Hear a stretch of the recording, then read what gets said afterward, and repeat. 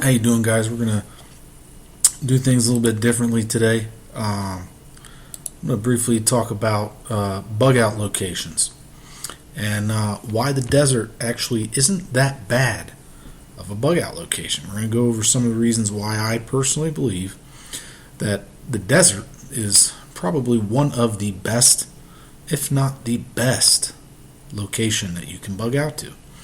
So if this is something you're interested in, go ahead and stick with me for the rest of the episode. Let's talk about it. We're going to go over the pros first, and then we're going to talk about the cons. All right, so what are some of the pros about bugging out in the desert? Well, you've got low humidity, which equals a longer shelf life for many of your foods. You've got much less mold and mildew to worry about. Your grains and cabinet food items, they don't spoil as quickly. So there's a lot less to worry about as far as that's concerned. There's less human traffic. So, not many people will risk wasting their gas to come out to your location to, get what you've got. Because traveling through the desert is very risky business, especially if you don't have enough gasoline to do it. And if there's no gasoline anymore, if people can't get gasoline, it's basically going to be suicide to walk to you.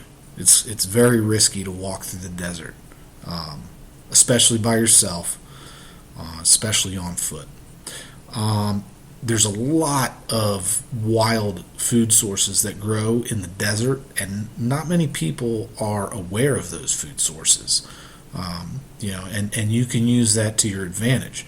And that's there's gonna be a lot less people fighting for resources in the desert. I can guarantee you that, especially if you are not in a large city area. Like, if you're not in a city in the desert, if you're in a very rural, far away area, and you're secluded, you're not going to have to worry about competing for resources. So there's a lot less people to compete with for local resources. And on that regards, most of the wild food sources that you have are extremely nutrient dense. Like the fruit on the prickly pear cactus, it's called the tuna, has a lot of vitamins and minerals. It's better than the best vitamin sports drink that you can get. It literally, if you eat one of those tuna, it will make your hangover go away. If you stay up all night drinking and then you eat one of those prickly pear cactus fruit, you will not have a hangover the next day. That's how nutrient dense those things are. The mesquite tree, very high in carbs, sugar, and protein. You can make a bread out of it. The trees are extremely fruitful. They grow, everywhere in a lot of areas in the desert. And if they're not in your area of the desert, you can probably grow them there. Same with Palo Verde. Palo Verde seeds are extremely high in protein. If you don't have meat, but you have Palo Verde seeds, you're going to be all right. Amaranth pretty much grows everywhere in the desert, so that's a good grain for bread, and the list goes on as far as things that you can find out there in the desert. I'm not going to waste any more of your time. You can go ahead and watch my desert survival series on some of that. I'll keep adding to those videos. This will be in that video too, or in that series too. So there's many farm animals that you can raise out in the desert, like chickens, donkeys, and rabbits, just to name a few. Let me see, I misspelled that there. The land is still very cheap. In many places you can find acreage for less than $1,000 per acre. There are many agricultural opportunities out in the desert. Just some of the cereal type of grains that you can grow are sorghum, amaranth, Sotol. Chances are you've probably never heard of Sotol. Sotol is the most nutrient-dense grain that probably should be an agricultural product, but it's not. Not only can you use the grain of the Sotol as a superior bread, but the base of the plant has a heart about that big, that you can bake, and it's very dense in carbohydrates. So it's a very underutilized. It's barely used for anything right now except for liquor. They use the heart to make liquor out here in Texas, and in Mexico, but they don't harvest the grain like they should. And then the stalk of the Sotol can be used for building material, like rafters for indigenous roofing material. You can grow pomegranates, grapes, aloe, sunflower, yucca. Sunflower's probably my favorite option, because sunflower has so many uses. The whole plant is edible, and basically you could live off of sunflower just by itself if that's all you had. Many trees will grow out in the desert. You've got pines, palm, mesquite, palo verde. The list goes on. Probably my favorite would be pine, especially if you get a good pine tree that grows straight and has large seeds that are edible. The palm tree or pine tree has high vitamin C content in the needles, which will prevent scurvy. So if you're out in the desert, that's something you got to worry about, unless of course there's prickly pear cactus growing, because the fruit on the prickly pear cactus has a lot of vitamin C. So if you have prickly pear cactus, you don't really have to worry about that. Your radio communications are going to be superior in the desert, because there's a lot less obstruction out in the desert that you got to worry about. A lot less buildings, trees. Depending on the humidity through the day and just very few environmental factors. Your radio transmission is going to go a lot farther and be clearer out in the desert. There's many indigenous building materials that you can use. Limestone is a big one. You can use that to make primitive concrete for making cisterns, so you can catch water, which is very important out in the desert. You can use it to make blocks for building buildings, or whatever, for walkways, even reinforced tunnels. You can use the limestone to make material for reinforced tunnels or art. There's many different things you can do with limestone, and the list goes on. Palm leaves, you can grow palm leaves out there for roofing material, for mats, for wall panels, fans, hats, baskets, shoes. I mean, the list goes on and on with palm leaves. Yucca grows in the desert. It's a very superior type of cordage to many other types of fibers, natural fibers. You can even use it to make rope-soled shoes. You can use the rope. The rope's strong enough to make shoes with it. You can make clothing, bowstrings, etc. There's a plant that grows out here called candlewood. It's great for fencing because it's got these big thorns on it. A lot of times they're real straight.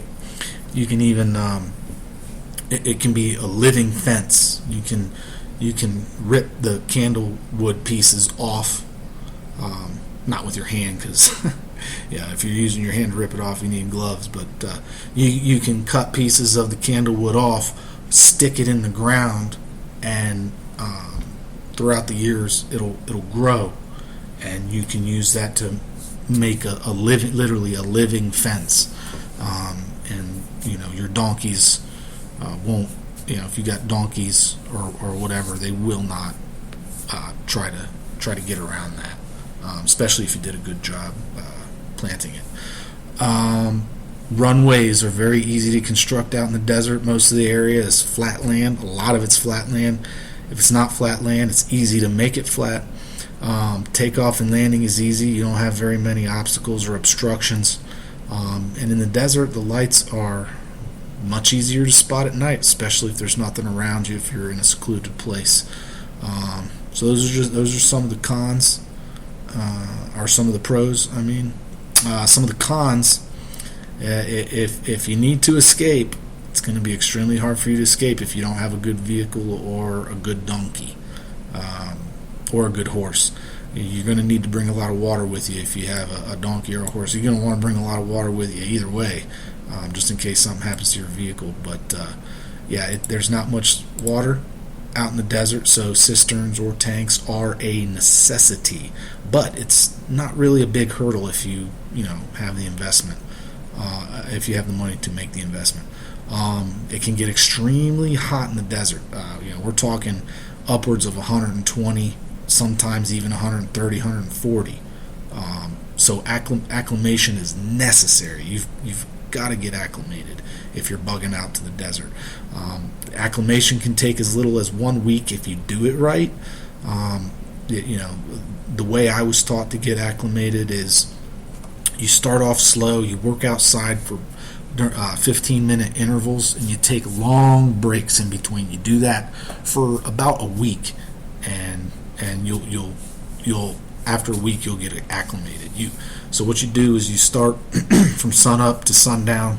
You work maybe the first 3 days you don't go sun up to sundown. You just work for the first 5 or 6 hours of the day, but you do 15-minute intervals. So you'll work for 15 and rest for 45. And you do that for the first 3 days for about 5 hours.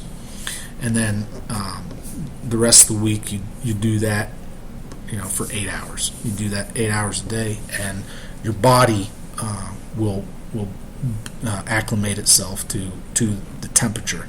Because if you just try to go out there right away and you try to just work in 120 degrees, you're going to drop. You're going to fall. So you've got to get acclimated.